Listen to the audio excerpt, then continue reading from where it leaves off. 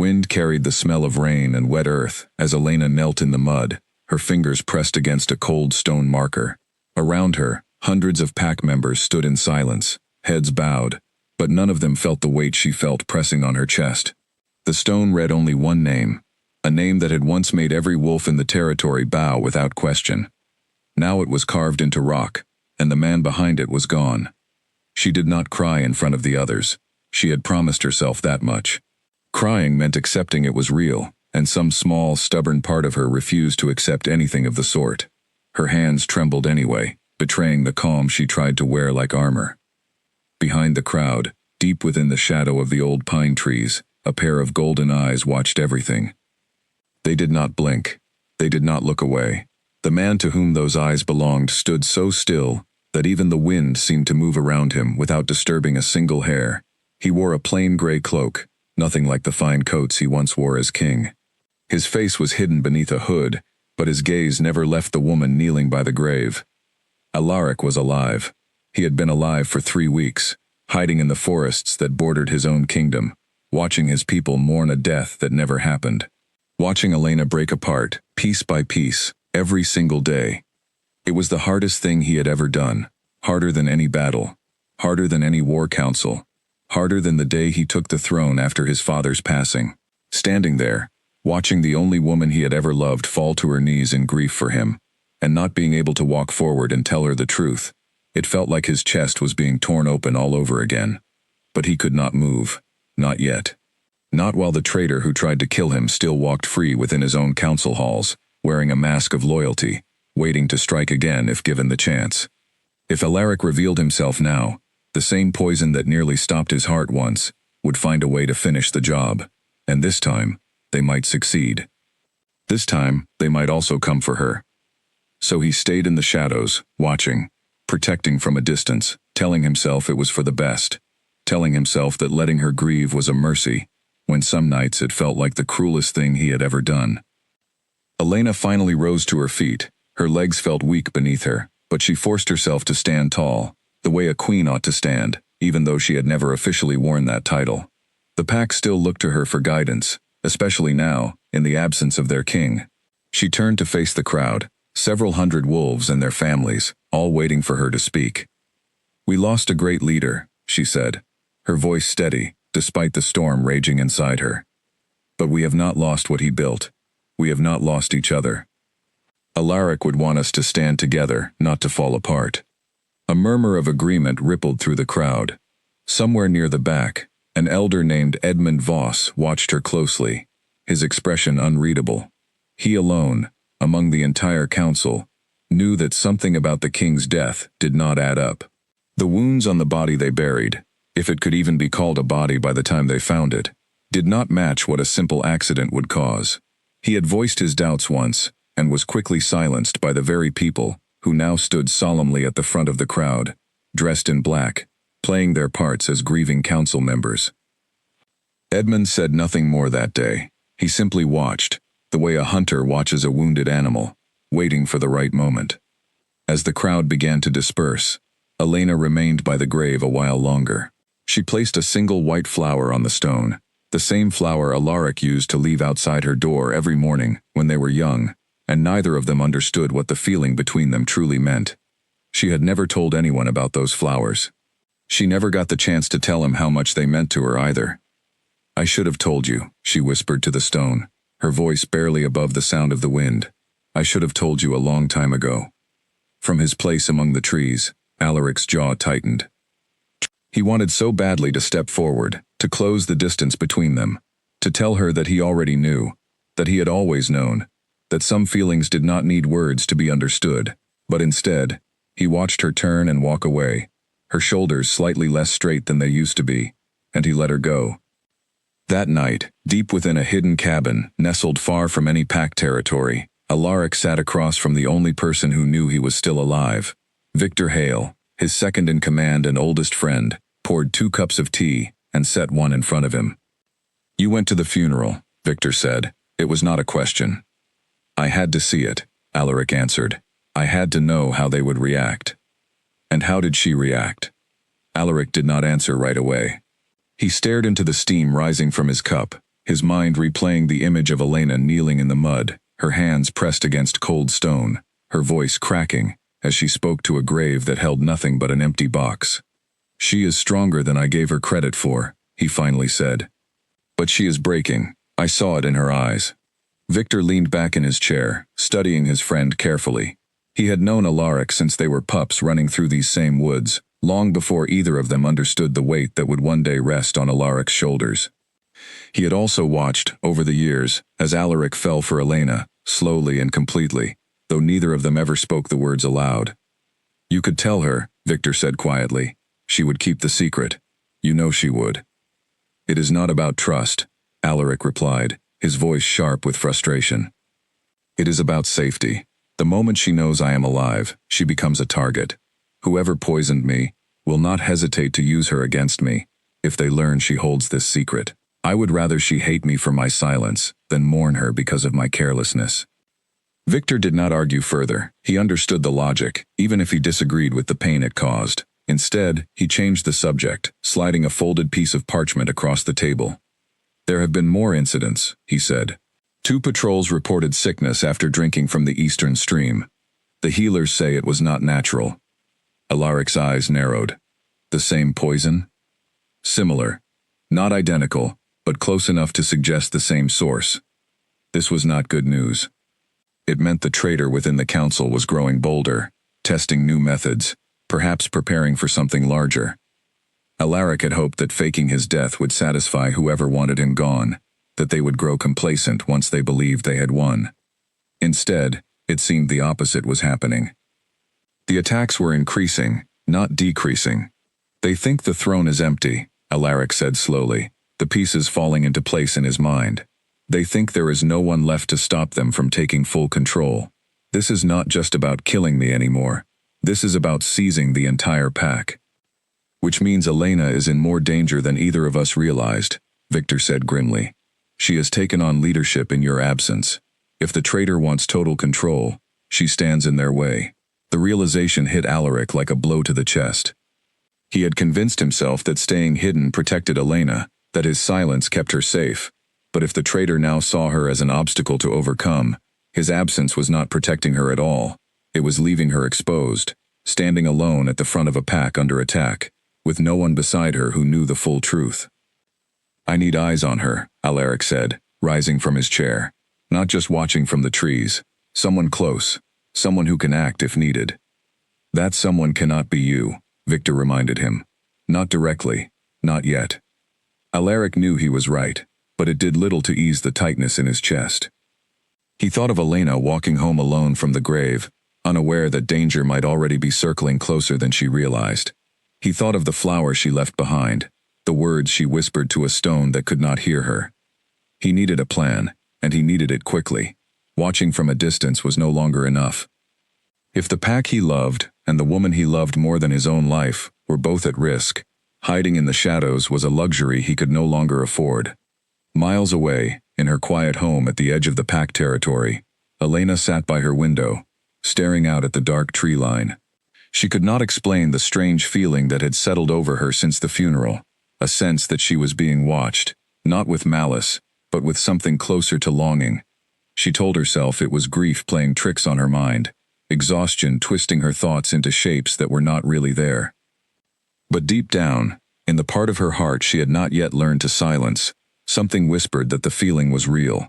Something told her that somewhere out there, in the darkness beyond her window, someone was watching over her still. She pulled the curtain closed and told herself to sleep, though sleep would not come easily that night. Somewhere in the forest, hidden among the pines, golden eyes remained fixed on her window long after the light inside had gone out, unwilling to look away, unable to come closer. The distance between them had never felt so wide, and neither of them yet understood how much wider it would grow, before the truth finally found its way home. 3 days after the funeral, Elena stood in the great hall, facing a room full of council members, who watched her with expressions she could not quite read. Some looked at her with sympathy. Others looked at her with something closer to calculation, as if measuring how long she would last before crumbling under the weight of leadership she never asked to carry. "The Eastern Patrol reports another sickness," said a council member named Clara Whitmore, her voice tight with worry. 3 wolves collapsed near the stream last night. The healers are doing what they can, but they cannot identify the cause. Elena's stomach twisted. This was the 3rd such incident in 2 weeks. Has anyone examined the water itself? Twice, Clara answered. Nothing unusual was found. Whatever is causing this, it disappears before we can trace it. Elena studied the faces around the table, searching for any flicker of guilt or unease that might reveal something more. She found nothing obvious, but a quiet unease had been growing in her chest for days now, a feeling that something within these very walls was not as it seemed. She thought of Edmund Voss, the older council member who had grown strangely quiet since the funeral. He used to speak often during meetings, offering opinions freely, sometimes bluntly. Now he sat mostly silent, watching everything with sharp, careful eyes. She had noticed it before, but today, it struck her more clearly than ever. After the meeting ended and the others filed out, Elena approached him before he could leave. "Edmund," she said, "may I speak with you?" He paused, glancing around the emptying hall, before nodding. "Of course. You have been quiet lately," she said once they were alone. "You used to have strong opinions about everything. Now you barely speak unless spoken to." Edmund's expression tightened, just slightly, before he composed himself again. "Grief affects people differently, Elena. Perhaps I simply have less to say these days. Or perhaps you know something you are not telling me," she said, watching his reaction carefully. For a long moment, Edmund said nothing. Then he sighed, glancing toward the door as if checking that no one else could hear. "The wounds on his body," he said quietly. "They did not match what we were told happened. I raised the concern once. I was told to let it go, that questioning the matter would only cause more pain to those already grieving. So I let it go, but it has never sat right with me." Elena felt her pulse quicken. "What do you mean, they did not match?" "I mean that whatever killed him, it was not what the official reports claimed," Edmund said. "I have seen wounds from falls before. I have seen wounds from attacks. These were neither." The words settled over Elena like a heavy stone dropping into still water, sending ripples through everything she thought she understood. She had accepted the explanation given to her, that Alaric had fallen during a routine patrol along the northern cliffs, that the fall had been fatal, that there was nothing more to question. She had been too consumed by grief to look closer, too trusting of the council members who delivered the news. Now doubt crept in, slow and cold. "Why would anyone lie about how he died?" she asked, though even as the words left her mouth, an uncomfortable answer was already forming in her mind. "Because the truth might reveal who was responsible," Edmund said simply. "And whoever that is, they clearly have enough influence to silence questions before they spread too far." Elena left the hall that evening, with her mind spinning. She walked slowly toward her home, barely noticing the cool evening air, or the sound of the wind moving through the trees. Her thoughts kept circling back to the same unsettling question. If Alaric's death had not happened the way she was told, then what really happened to him? And why would anyone go through the trouble of hiding the truth, unless they had something to gain from his death? She thought of the sickness spreading among the patrols, of the strange feeling of being watched that had followed her since the funeral, of the golden eyes she sometimes thought she glimpsed at the edge of the forest, before they vanished into shadow. Perhaps her exhausted mind truly was playing tricks on her, or perhaps something far more dangerous was unfolding around her, hidden just beneath the surface of everyday pack life. That night, unable to sleep, she pulled out an old wooden box she kept beneath her bed. Inside were small mementos from her years growing up alongside Alaric, a carved wooden wolf he had given her as a child, a folded note from years ago that she had never quite found the courage to throw away, and a single dried flower, the same kind he used to leave outside her door. She held the flower gently, careful not to let its fragile petals crumble further. "What really happened to you?" she whispered into the quiet room. "What are they not telling me?"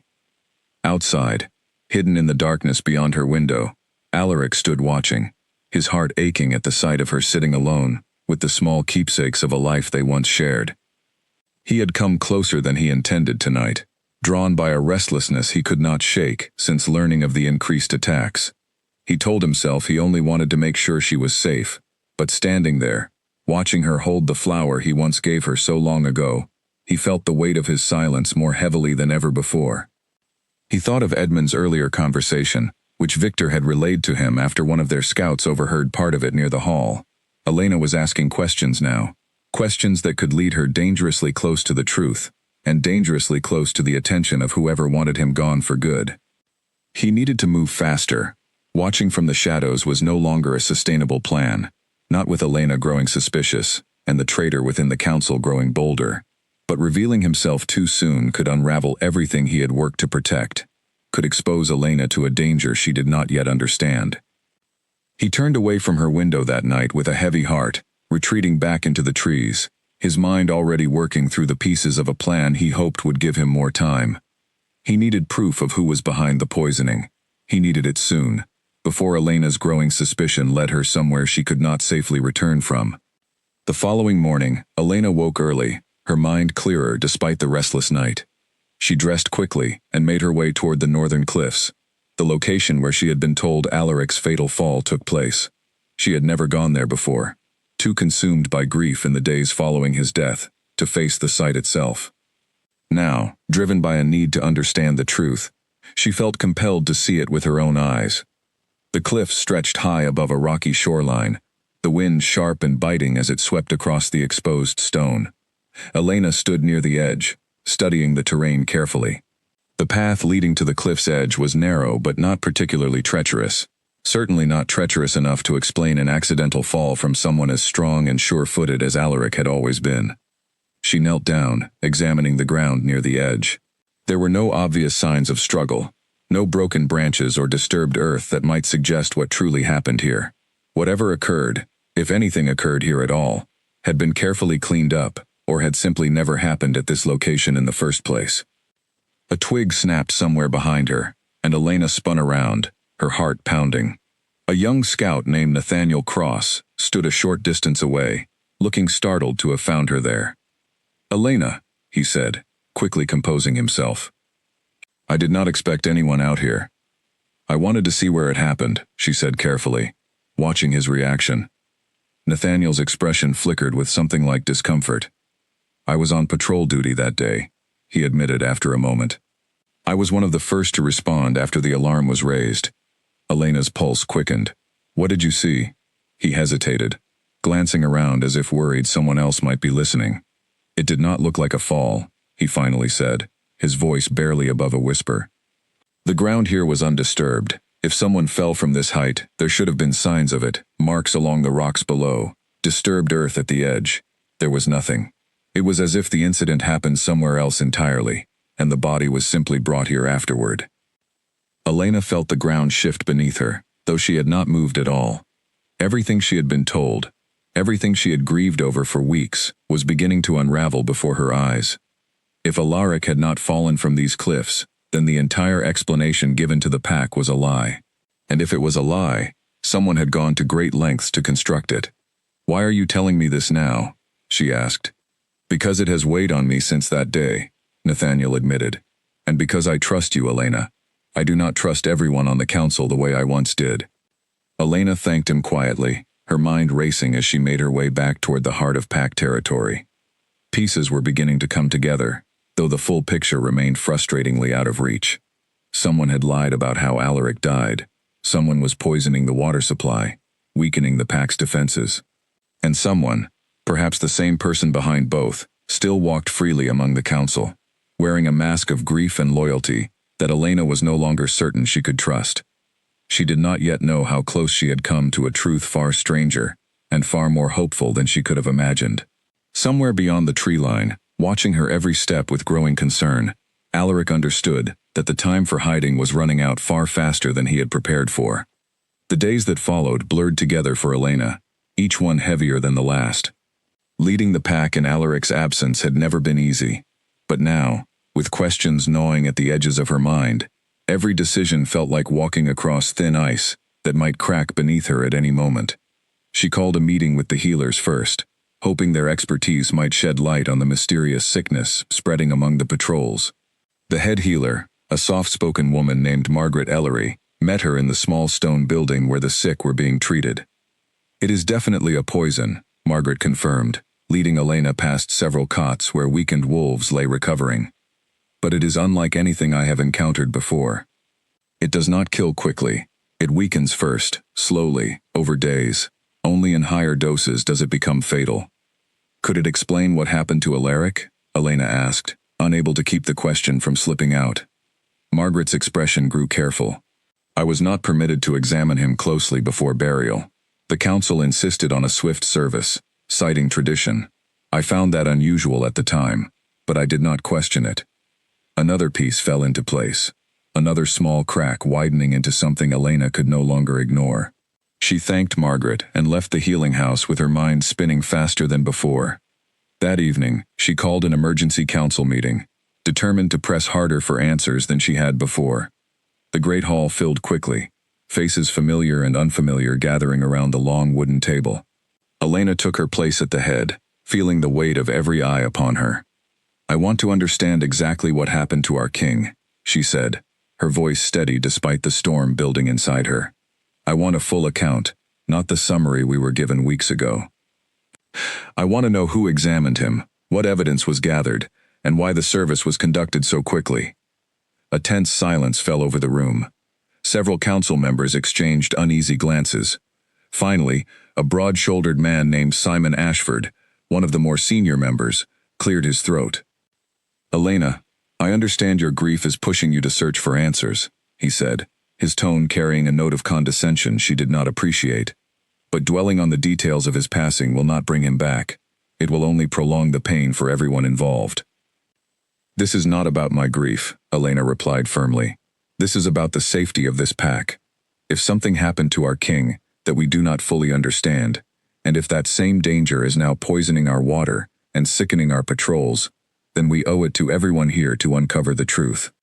Murmurs rippled through the room, some in agreement, others clearly uncomfortable with the direction the conversation was taking. Simon's jaw tightened, but before he could respond, Edmund Voss spoke up from his seat near the back. She is right, he said, his voice carrying more strength than it had in weeks. We owed the truth to this pack from the beginning. I regret staying silent for as long as I did. The room fell into stunned quiet. Elena glanced toward Edmund gratefully, grateful to have at least one ally willing to stand beside her openly. Simon's expression darkened, though he quickly masked it with a tight, forced smile. Very well, he said. If the council wishes to reopen this matter, I will not stand in the way, though I fear we will find little beyond what we already know. The meeting continued for another hour, though little new information emerged. Elena left feeling both exhausted and strangely energized, as if the simple act of asking questions out loud had shifted something within her. She was no longer content to accept the story she had been given. She intended to find the truth, no matter where it led. Later that night, walking home along the quiet forest path, Elena felt the familiar sensation of being watched. She stopped walking and turned slowly, scanning the darkness between the trees. For a brief moment, she thought she saw a shape move among the shadows, tall and still, watching her from a distance, before melting back into the darkness. "Who is there?" she called out, her voice steady, despite the sudden racing of her heart. No answer came. Only the quiet rustle of leaves in the evening breeze. She stood there for a long moment, waiting, watching, before finally continuing on her way, though the feeling of being watched did not fade until she was safely inside her home, with the door locked behind her. She did not know it, but she had come closer to the truth that night than she realized. The figure watching her from the trees was not a threat. It was the very man she was fighting so hard to understand, standing just beyond her reach, wrestling with a decision that grew heavier with each passing day. Deep in his hidden cabin, Alaric paced back and forth, while Victor watched from his seat near the fire. "She is asking questions now," Alaric said, frustration evident in his voice. "Real questions. Nathaniel spoke to her about the cliffs. Edmund is beginning to speak more openly. It will not be long before she pieces together enough to suspect the truth. Perhaps that is not the worst outcome," Victor offered carefully.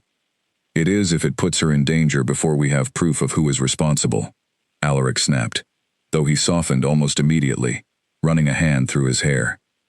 "I am sorry. This is not your fault. You are afraid," Victor said simply. "That is understandable. But hiding the truth from her longer will not make her safer. If anything, her searching alone, without knowing what she is truly searching for, makes her more vulnerable, not less. Alaric knew Victor was right, though accepting it did little to ease the tightness in his chest. He thought of the way Elena had turned toward the trees that evening, sensing his presence even though she could not see him clearly. Some part of her still felt connected to him, even now, even through all the grief and confusion. The thought brought him both comfort and pain in equal measure. "We need proof," Alaric said finally. "Real proof, something undeniable, before I can reveal myself. If I come forward now, without evidence, I only give the traitor more reason to act quickly, more reason to strike before we are ready." "Then let me help gather it," Victor said. "I can move through the pack more freely than you can. I can watch the council members closely, look for any sign of who might be responsible." Alaric nodded slowly, grateful for his friend's steady presence. "Start with Simon Ashford," he said. "Something about his behavior at the meetings has never sat right with me. He was quick to dismiss questions about my death from the very beginning." Victor agreed to begin his investigation the following day, and the two men spent the rest of the evening planning carefully, mapping out a strategy that might finally bring the truth into the light. But even as they planned, a quiet dread settled over Alaric, a feeling that time was running out faster than either of them realized. Miles away, within his private quarters, Simon Ashford sat alone, staring into the flickering flames of his fireplace. A small vial rested on the table beside him, filled with a pale liquid that caught the firelight in an unsettling way. He had grown careless, he knew, allowing his frustration with Elena's persistent questions to show too clearly during the meeting. He would need to be more careful going forward, more patient, if his plans were to succeed. He thought of the king he had once served loyally, before ambition and opportunity twisted his loyalty into something far darker. Alaric's death, or so he believed it to be, had opened a door he did not intend to let close again, regardless of how many questions Elena asked, regardless of how close the truth might be creeping. He lifted the vial and studied it carefully, a slow, calculating smile spreading across his face. If subtlety was no longer working quickly enough, perhaps it was time to consider a more direct approach. Outside, unaware of the danger quietly gathering against her, Elena finally drifted into an uneasy sleep, her dreams filled with golden eyes watching her from beyond a veil of trees, eyes that felt achingly, impossibly familiar. A cold rain fell over the territory the following week, soaking the ground and turning the forest paths to mud. Elena barely noticed the weather as she moved through her days, her mind consumed by the growing list of inconsistencies surrounding Alaric's death. Every piece of evidence she gathered only deepened the mystery rather than solving it, and the strain was beginning to show in the dark circles beneath her eyes, and the tension that never quite left her shoulders. Victor had spent the past several days watching Simon Ashford carefully, staying far enough back to avoid suspicion, while still keeping the man within sight whenever possible. What he found was troubling. Simon met frequently with a small group of council members in private, always after hours, always in locations away from prying eyes. Victor could not hear the content of their conversations, but the secrecy alone was enough to raise serious concern. He relayed his findings to Alaric that evening, watching his friend's expression darken with each new detail. "They meet near the old mill," Victor said. "Always at night, always the same 3 or 4 faces. I recognize Simon, of course, and a woman named Clara Whitmore." "Clara sits on the council," Alaric said, surprised. "She has always seemed reasonable, even kind." "Appearances can be carefully maintained," Victor replied grimly. Alaric sat in silence for a long moment, processing the information. The circle of suspicion was widening, no longer limited to a single traitor, but potentially a small, coordinated group working together to weaken the pack from within. If that was true, the danger to Elena, and to the pack as a whole, was far greater than he had initially feared. "We need to see what happens at one of these meetings," Alaric said finally. "Hear it with our own ears, not just observe from a distance." "That is dangerous," Victor warned. "If they discover we are watching, they may accelerate their plans before we have gathered enough proof to stop them." "I am aware of the risk," Alaric said, "but we are running out of time regardless. Elena's questions are pushing them into the open. It is only a matter of time before they see her as a threat too significant to ignore." The two men agreed to attempt to observe the next meeting, whenever it occurred, taking every precaution to remain undetected. In the meantime, Alaric found himself drawn once again toward the edge of pack territory, unable to stay away from the pull that always led him back toward Elena, despite every warning in his mind telling him to keep his distance. He found her walking alone along the eastern stream that evening, the same stream where several patrols had fallen ill in recent weeks. She moved slowly, examining the water carefully, occasionally kneeling to study the rocks and soil along the bank. She was searching for something, though he was not certain what. He watched from a distance, careful to stay hidden among the trees, when a sudden movement caught his attention. A figure emerged from the brush on the opposite side of the stream, moving quickly and quietly toward Elena's unsuspecting form. Alaric's instincts flared immediately, recognizing the posture of someone intending harm, rather than a casual passerby. Without a second thought, he moved.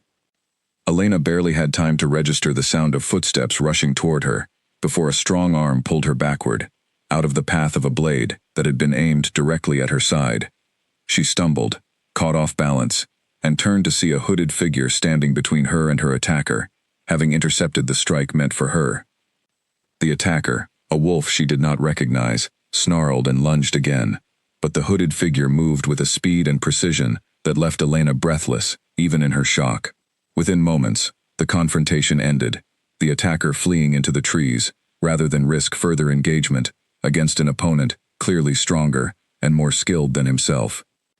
Elena stood frozen, her heart pounding, staring at the figure who had just saved her life. He kept his back to her, his hood still shadowing his face, his breathing steady despite the brief but intense encounter. "Who are you?" she asked, her voice shaking slightly. He did not answer. Instead, he took a step back, putting distance between them, as if forcing himself to resist some instinct pulling him closer. "Please," Elena said, taking a hesitant step forward. "You saved my life. At least tell me your name." Still, he said nothing, though she noticed his hands clenched briefly at his sides, as if restraining himself from something. Then, without warning, he turned and disappeared into the trees, moving with a speed that made pursuit impossible. Elena stood alone by the stream for a long time afterward, her mind racing through everything that had just happened. Someone had tried to attack her, deliberately, and someone else, a stranger she could not identify, had intervened to save her. The pull she felt toward the hooded figure unsettled her more than the attack itself, a strange, aching familiarity she could not explain. She reported the attack to the council immediately, watching carefully for any reaction that might reveal guilt among those gathered. Simon Ashford expressed appropriate concern, though something in his eyes seemed calculating rather than genuinely worried. Clara Whitmore appeared shaken, though Elena could not tell if her distress was real or performed. "We will increase patrols along the stream," Simon said. "This cannot be tolerated." Elena thanked him, though a growing certainty settled in her chest that increased patrols would do little to stop a danger that seemed to be coming from within the very walls where she stood. That night, Alaric returned to his hidden cabin, his hands still trembling slightly from the encounter. Victor took one look at his expression and knew immediately that something significant had happened. "What occurred?" he asked. "Someone attacked her," Alaric said, his voice tight with barely controlled anger. "By the eastern stream. I stopped it before he could strike, but I do not know who sent him or why." Victor's expression turned grave. "This confirms our fears. They see her as a threat now, not just an inconvenience." "I could not let him harm her," Alaric said. "I could not stand by and simply watch." "I understand," Victor said gently, "but you took a significant risk tonight. If she had recognized you." "She did not," Alaric interrupted, though even as he said it, uncertainty crept into his voice. "I do not think she did. But something had shifted between them that night, even without recognition. Elena had felt it, standing there by the stream, staring at the retreating figure who had saved her life, and then vanished without a word. A strange, unshakable feeling that the stranger was not truly a stranger at all. She lay awake that night, replaying the encounter over and over in her mind, searching for some detail she might have missed. The way he moved, the way he stood protectively between her and danger, without hesitation. The way something about his presence, even hidden beneath a hood and cloak, had felt achingly, impossibly familiar. She told herself it was simply her grief-stricken mind searching for comfort in unfamiliar places, latching onto the first source of protection it encountered. But deep down, in a place she was not yet ready to examine too closely, a quiet voice whispered that the feeling meant something more. Meanwhile, within the shadowed meeting place near the old mill, Simon Ashford paced back and forth, frustration evident in every sharp movement. "The attack failed," he said to the small group gathered around him. "She is more protected than we anticipated." "Protected by whom?" Clara Whitmore asked, genuine confusion in her voice, distinct from the calculated calm Simon usually maintained. "I do not know," Simon admitted, "but whoever intervened was skilled enough to stop Marcus without difficulty. That is concerning." "Perhaps we should reconsider this entire approach," Clara said carefully. "Attacking her directly draws too much attention. There are quieter ways to weaken her position." Simon considered this for a long moment before nodding slowly. "Perhaps you are right. We move too aggressively, and we risk exposing ourselves before we are ready to claim what we have worked toward. Patience then, but not indefinitely. If she continues digging, direct action may become necessary again." The group dispersed into the night, each moving separately to avoid drawing attention, unaware that Victor watched from a distance, having finally located their meeting place after days of careful observation. He memorized every face he could identify, every word he could overhear, storing it all away to bring back to Alaric. The pieces of the puzzle were beginning to align, slowly, dangerously, and Elena stood at the very center of it all, unaware of just how close the truth had come to finding her that night by the stream. Victor returned to the hidden cabin before dawn, his expression a mixture of exhaustion and grim satisfaction. Alaric rose immediately from his seat by the fire, sensing his friend carried important news. "I found them," Victor said, sitting down heavily. "Simon Ashford, Clara Whitmore, and two others I recognized from the outer patrol units. They discussed the failed attack on Elena. They plan to slow their approach, but they have not abandoned their goal." "And their goal is?" Alaric pressed. "Full control of the pack," Victor said. "They believe the throne is empty and vulnerable. With you gone, and Elena standing as the only real obstacle to their ambitions, they see her as a threat to be removed, one way or another." Alaric's hands clenched into fists at his sides. Every instinct within him screamed to march directly into the council hall and expose the traitors immediately, consequences be damned. But he forced himself to remain calm, to think clearly, rather than react purely from anger and fear. "We need more than overheard conversations," he said. "We need something undeniable, something that will hold up before the full council and the pack as a whole. Suspicion alone will not be enough to remove men like Simon from power." "I agree," Victor said, "but time is not on our side. If they slow their approach, it may take weeks to gather the proof we need. Meanwhile, Elena remains in danger every single day." Alaric paced the small cabin, his mind working through every possible option. Finally, he stopped, a plan beginning to take shape. "I need to get closer," he said, "not from the shadows.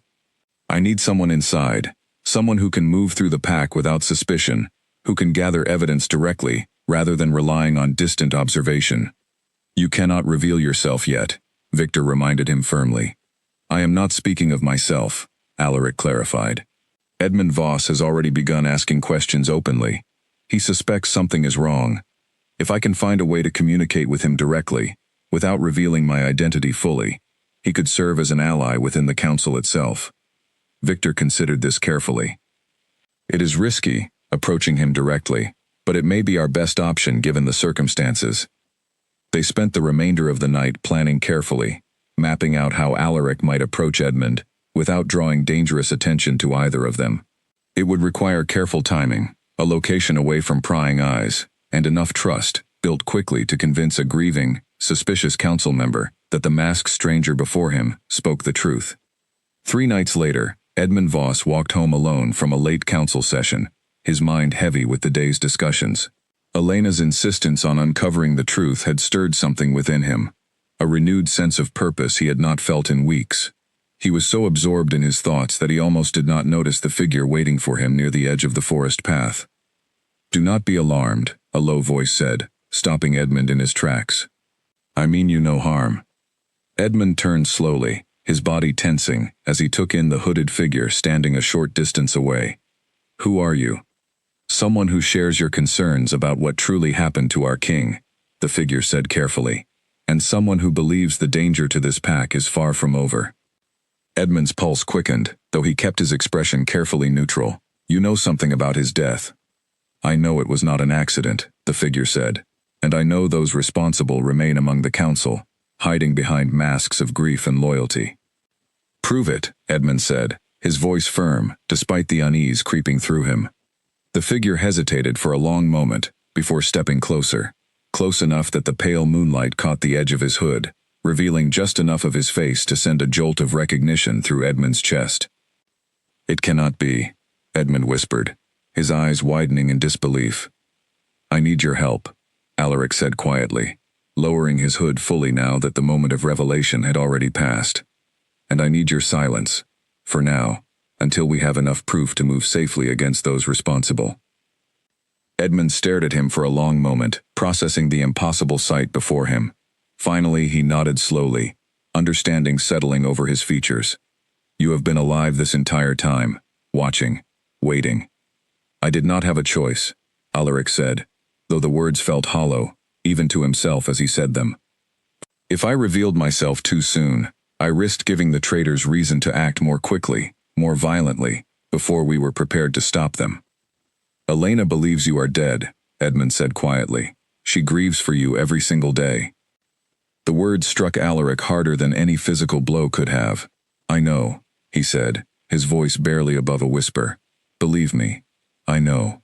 They spoke for nearly an hour, exchanging information carefully, building a fragile alliance built on shared purpose rather than complete trust. Edmund agreed to continue gathering evidence from within the council, careful to avoid raising suspicion, while Alaric and Victor continued their efforts from outside. It was a start, however small, and for the first time in weeks, Alaric felt a flicker of hope that the truth might finally come to light before it was too late. But hope, as he would soon learn, could be a fragile and fleeting thing. 2 nights later, Elena found herself unable to sleep once again, her mind restless with unanswered questions. She decided to walk, hoping the cool night air might clear her thoughts enough to allow rest. She followed a familiar path through the forest, one she had walked countless times before, though tonight it felt different somehow, charged with an energy she could not quite name. She had not intended to walk as far as she did, but her feet carried her, almost unconsciously, toward the same stream where she had been attacked days earlier. She stopped at the water's edge, staring at her own reflection in the moonlit water, lost in thought. "You should not be out here alone," a voice said from behind her. Elena spun around, her heart leaping into her throat, and found herself face to face with the same hooded figure who had saved her life before. This time, he did not turn away immediately. He stood his ground, watching her carefully. "You," she breathed. "You saved me before." "I did," he confirmed, his voice low and steady. "Why do you keep watching me?" she asked, taking a hesitant step forward. "Why do you never let me see your face?" He hesitated, and in that hesitation, Elena felt something shift between them, a tension she could not fully explain. She took another step closer, close enough now to see the outline of his features beneath the shadow of his hood, close enough to notice the way his hands trembled slightly at his sides.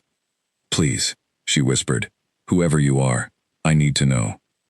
For a long, agonizing moment, Alaric stood frozen, torn between every instinct telling him to protect her by staying hidden, and every aching desire within him telling him he could not bear to hide from her any longer, not standing this close, not with her voice trembling with such raw, desperate hope. Slowly, with hands that shook more than he cared to admit, he reached up and lowered his hood. The moonlight fell across his face fully now, illuminating features Elena had grieved over for weeks, features she had memorized so completely that even in the dim light, recognition crashed over her instantly and completely. "Alaric," she breathed, the name barely more than a whisper, as if speaking it too loudly might shatter the impossible reality standing before her. He said nothing, simply watching her, waiting for whatever reaction might come next, bracing himself for the storm he knew was about to break. Elena's hand rose slowly, trembling, reaching toward his face as if needing physical proof that he was truly real, and not some cruel figment of her exhausted, grieving mind. Her fingers brushed against his cheek, and the warmth of his skin beneath her touch confirmed what her eyes already told her. He was alive. He had been alive this entire time. For a long moment, neither of them moved. Elena's hand remained pressed against his cheek, her eyes searching his face, as if trying to convince herself that what she was seeing was real, and not some cruel trick of grief and moonlight. Alaric stood perfectly still, allowing her the moment, though every part of him ached with the weight of everything he had kept from her. Then, without warning, she pulled her hand back sharply, as if burned. "You let me bury you," she said, her voice shaking, though whether from shock or anger, even she could not tell yet. "You let me kneel at that grave and cry for you. You watched me do it, didn't you? You were there. Elena. Answer me," she demanded, her voice rising now, the shock giving way rapidly to something sharper and far more painful. "You were there. You watched me grieve for you while you stood hidden in the trees, alive and well, saying nothing." "It was not that simple," Alaric said, though even to his own ears the explanation sounded weak against the raw pain in her eyes. "Then explain it to me," she snapped. "Explain how weeks of watching me fall apart, weeks of me blaming myself, weeks of me questioning everything I thought I understood about your death, could possibly be simple in any way." Alaric took a step toward her, but she stepped back immediately, putting distance between them, her arms wrapping protectively around herself, as if shielding against further pain.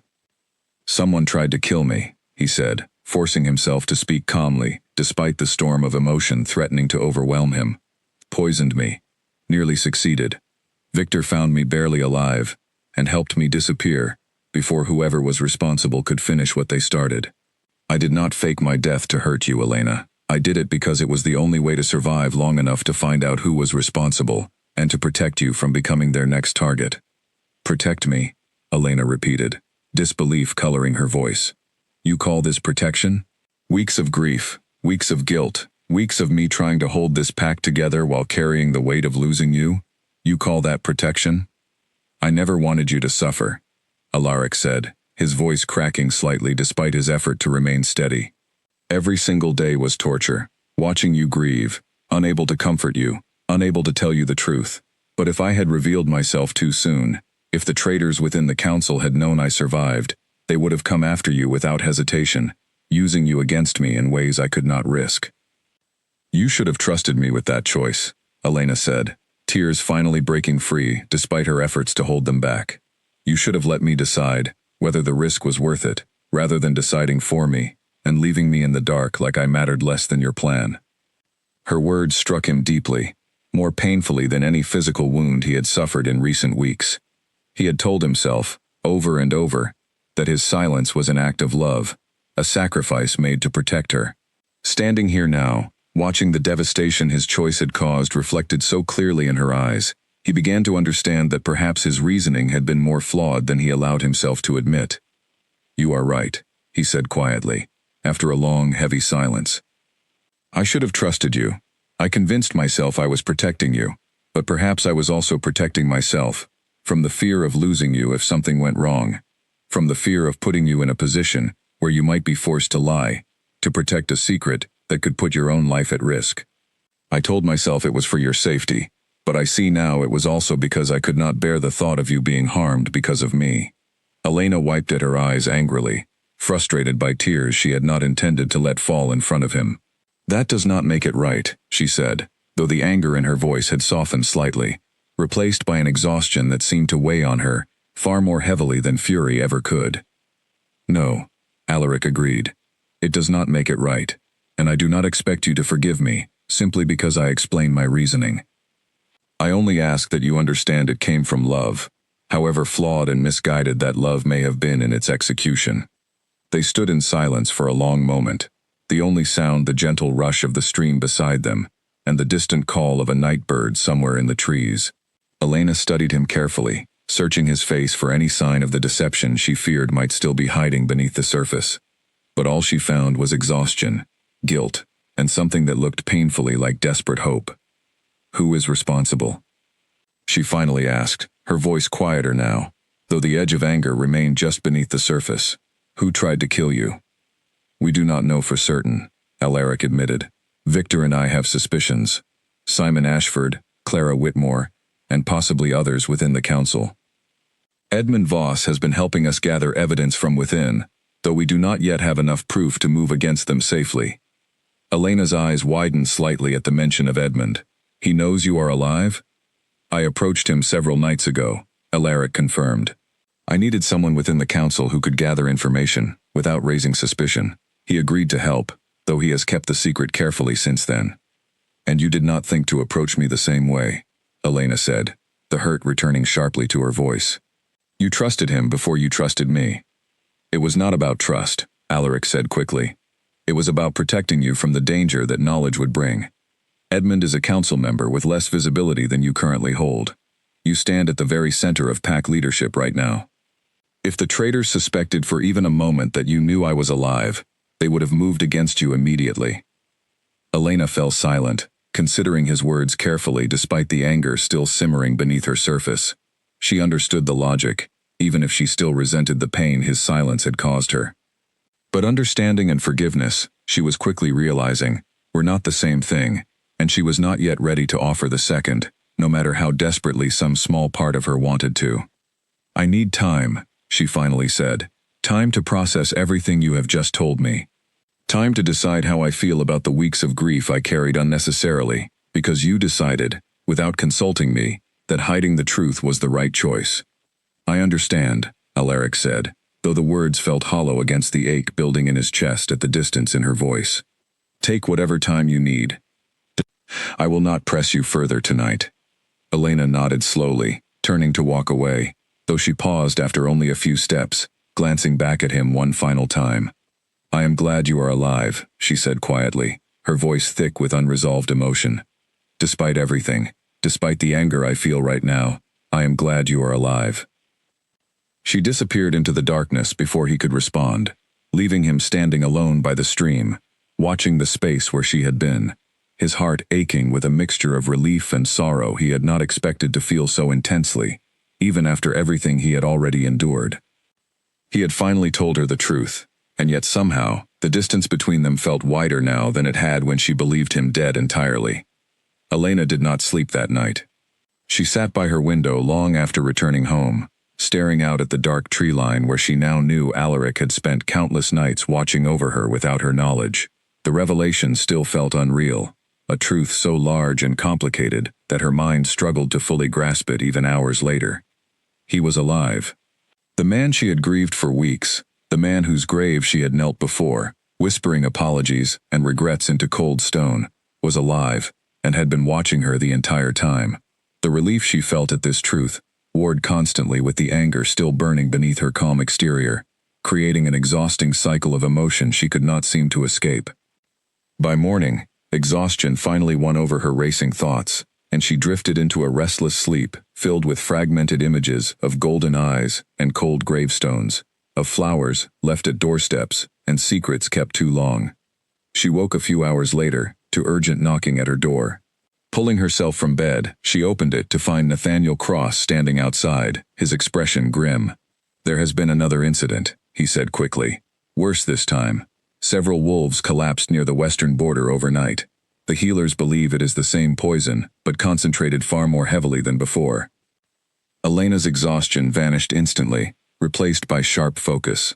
How many affected? 6, so far, Nathaniel said. Margaret is doing everything she can, but she fears the higher concentration may prove fatal for at least 2 of them, if a cure is not found soon. Elena dressed quickly and rushed toward the healing house, her mind racing through the implications of this new attack.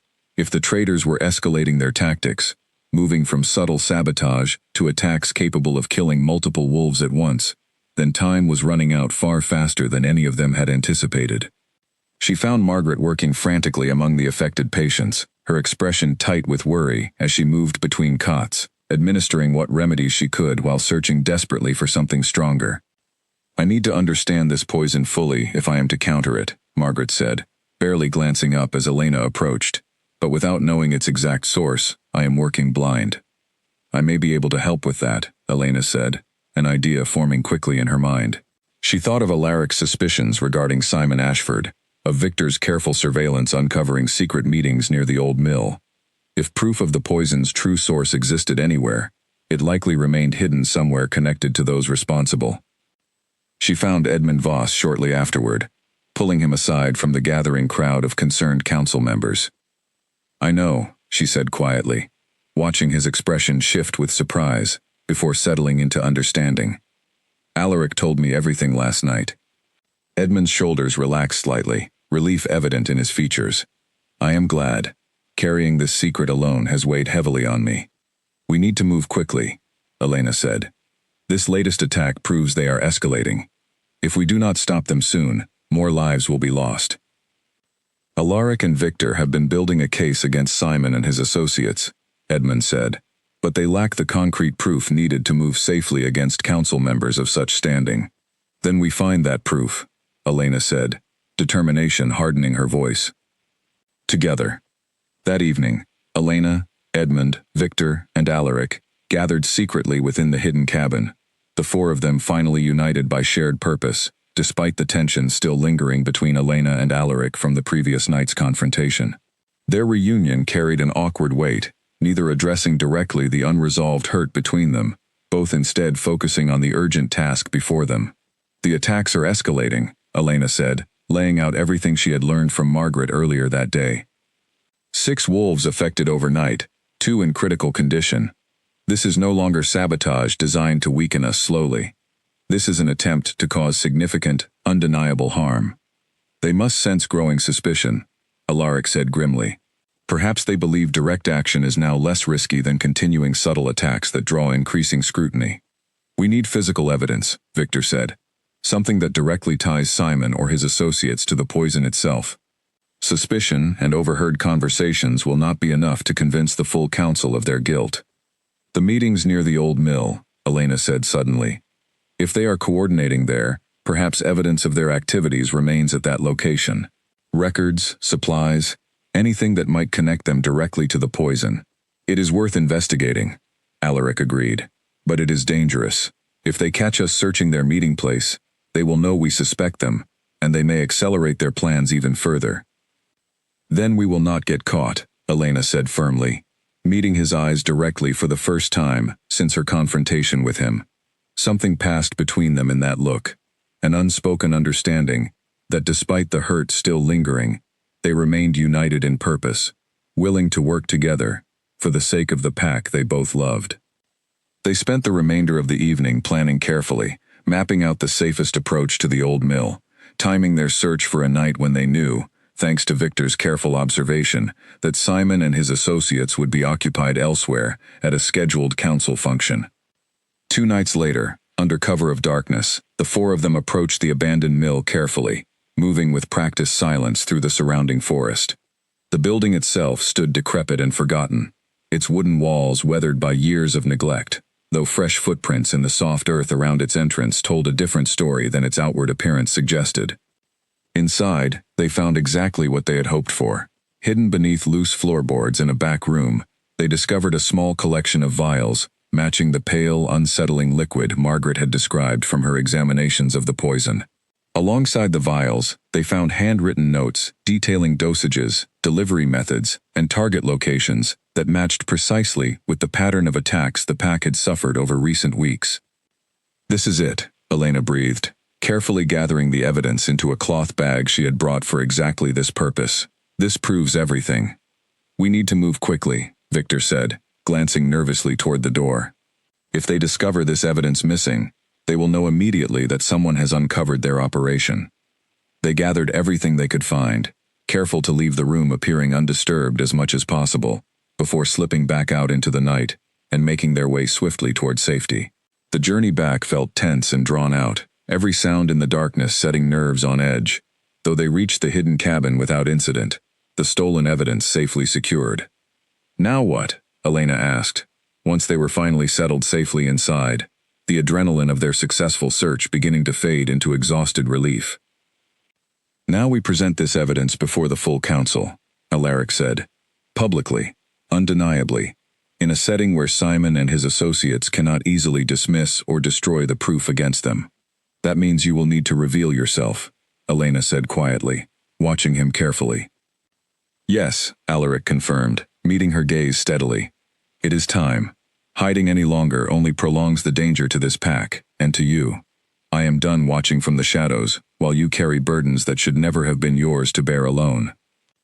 Elena studied him for a long moment, something softening slightly in her expression, despite the hurt that still lingered between them. It is about time, she said finally, a faint, weary smile, tugging at the corner of her mouth, for the first time in what felt like ages. Outside, the night stretched on quietly around them, unaware of the storm about to break come morning, when truth and long-hidden secrets would finally collide before the entire pack, bringing consequences that would reshape everything they had all come to understand about loyalty, love, and the price of protecting those we care for most. Morning arrived with a heavy gray sky, clouds hanging low over the territory, as if the weather itself sensed the significance of the day ahead. Word had spread quickly overnight that an emergency council session had been called, and by the time the sun fully rose, the great hall stood packed with council members, senior wolves, and curious onlookers, eager to learn what urgent matter demanded such immediate attention. Elena stood near the front of the hall, her expression composed despite the nervous energy coursing through her. Edmund stood beside her, along with Margaret, who had brought samples of the poison collected from the affected patients, ready to confirm the connection to the evidence gathered from the old mill the previous night. Simon Ashford entered the hall with his usual composed confidence, taking his seat among the council members, without any indication that he suspected what was about to unfold.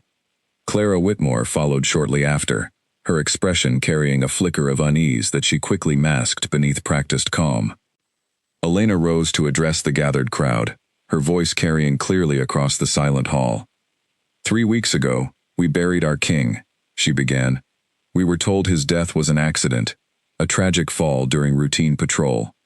I accepted that explanation because I had no reason to question it, but since that day, I have learned that very little about the story we were given holds up under closer examination. Murmurs rippled through the crowd, curiosity and confusion mingling in equal measure. Simon's expression remained carefully neutral, though Elena noticed his hands tighten slightly against the table before him. The wounds on his body did not match the explanation given, Elena continued. The location where he supposedly fell showed no signs consistent with such an incident. And in the weeks since his death, our pack has suffered repeated attacks through poison introduced into our water supply, weakening our patrols and endangering countless lives. These are serious accusations, Simon interrupted, rising from his seat. But accusations without evidence mean little, Elena. Grief can cloud judgment in ways that lead us toward conclusions not grounded in fact. I agree that evidence is necessary, Elena said calmly, meeting his gaze directly. Which is why I have gathered exactly that.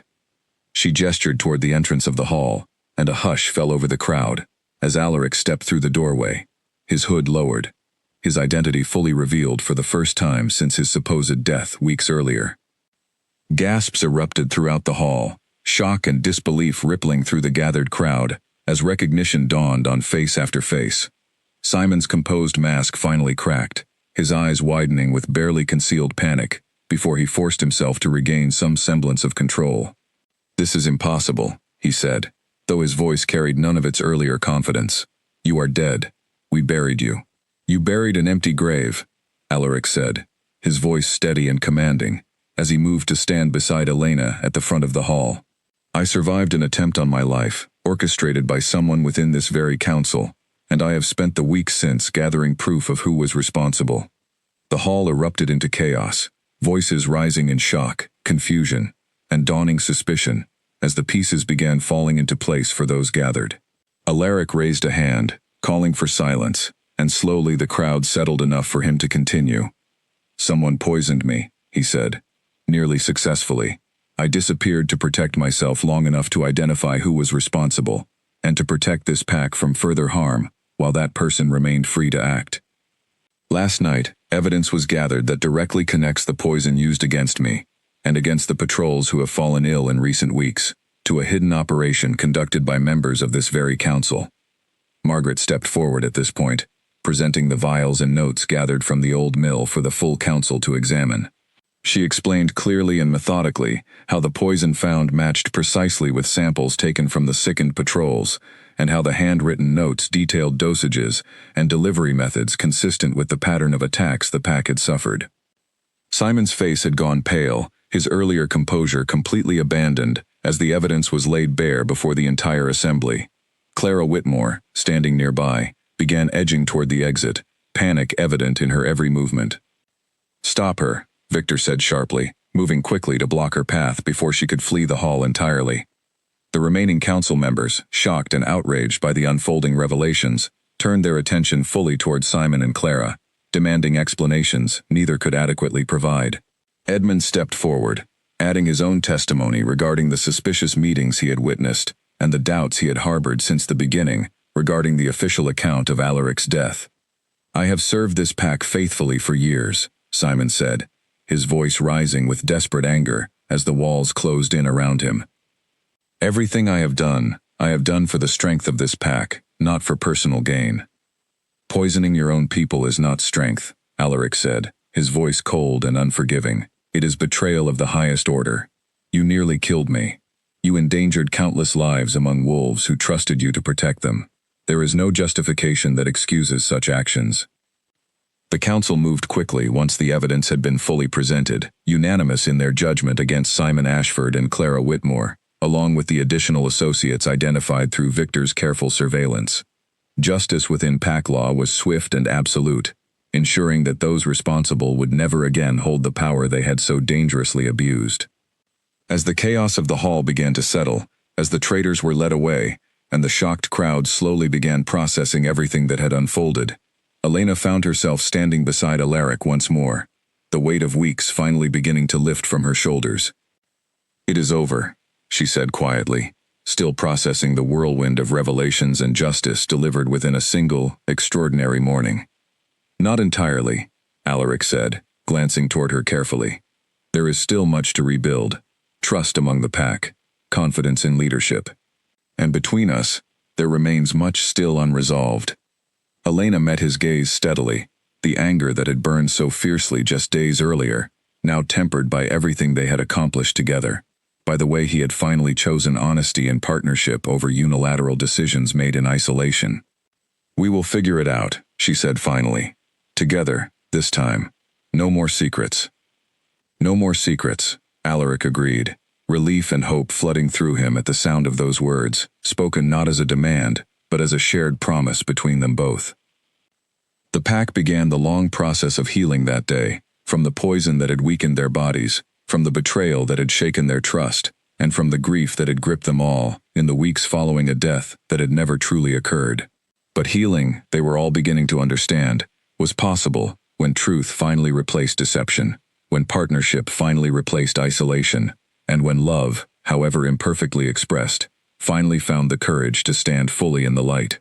Weeks passed following the exposure of Simon Ashford and his associates, and slowly, the pack began to find its footing once more. Alaric formally reclaimed his position as king, standing before the full assembly to address the truth of everything that had happened, offering explanations and, where necessary, sincere apologies for the pain his necessary deception had caused among those who trusted him.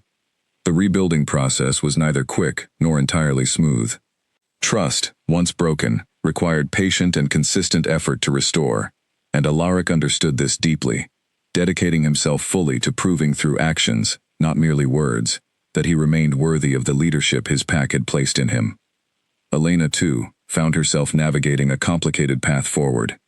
The anger she had felt toward Alaric in the days following his revelation had not vanished entirely, though it had softened considerably as she watched him work tirelessly to make amends, not just to her, but to the entire pack he had left in uncertainty during his hidden weeks. They had spoken many times since that emotional night by the stream, each conversation peeling back another layer of hurt and understanding between them. Alaric never once tried to excuse his choices fully, always acknowledging the pain his silence had caused, even as he explained the reasoning that had driven him toward such a difficult decision. "I keep thinking about what you said," Elena told him one evening, as they walked together along the very cliffs where his supposed death had once been reported. about trusting me with the choice, rather than deciding for me. I have thought of little else these past weeks, Alaric admitted. You were right. I told myself my silence was an act of love, protecting you from danger. But real partnership requires trust, even when the situation feels dangerous, even when protecting someone feels more urgent than including them in difficult decisions. Elena nodded slowly, appreciating the honesty in his reflection. I understand why you made the choice you did, she said. I even understand the fear that drove it. But understanding does not erase the weeks of grief I carried unnecessarily.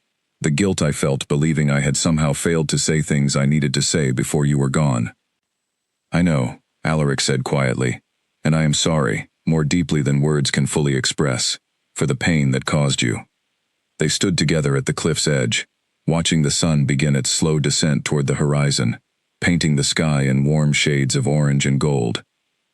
The silence between them felt different now than it had in the weeks following his revelation, less strained, more contemplative, carrying the weight of two people slowly finding their way back toward each other after everything that had transpired. I forgive you, Elena said finally, breaking the silence. Not because your reasoning excuses everything entirely, but because I understand it came from a place of love, however flawed its execution, and because I believe you when you say you have learned from the pain it caused. Relief washed over Alaric's features, though it was quickly followed by something more vulnerable, more uncertain. Does this mean there is a path forward for us, for everything we never quite said to each other before all of this happened? Elena considered his question carefully, her mind drifting back to the dried flowers she still kept in the small wooden box beneath her bed, to the years of unspoken feelings that had existed between them long before any of this crisis had unfolded. I think, she said slowly, that we have both spent far too long keeping important truths hidden from each other, whether out of fear, duty, or misguided protection. Perhaps it is time we stop doing that. She turned to face him fully, her heart pounding with a vulnerability she had rarely allowed herself to show, even during their years of close friendship and unspoken affection. I loved you long before any of this happened, she admitted. I was too afraid to say it, worried it might complicate the trust and partnership we already shared as friends and as leaders. But watching you disappear, believing I had lost you forever, without ever having told you the truth of my feelings, taught me that some fears are not worth the regret they leave behind. Alaric closed the distance between them slowly, giving her every opportunity to step back if she wished, though she remained exactly where she stood, watching him with an openness that mirrored his own. I loved you long before this happened as well, he said softly. Every day I watched you grieve from those shadows. My heart broke a little more, not just from the pain of causing you such sorrow, but from the years I had already spent too afraid to tell you how deeply I cared for you. Their hands found each other naturally, fingers intertwining, as the last light of the setting sun cast long shadows across the cliffside, where so much of their story had unfolded, both painful and hopeful in equal measure. No more secrets, Elena reminded him, echoing the promise they had made weeks earlier.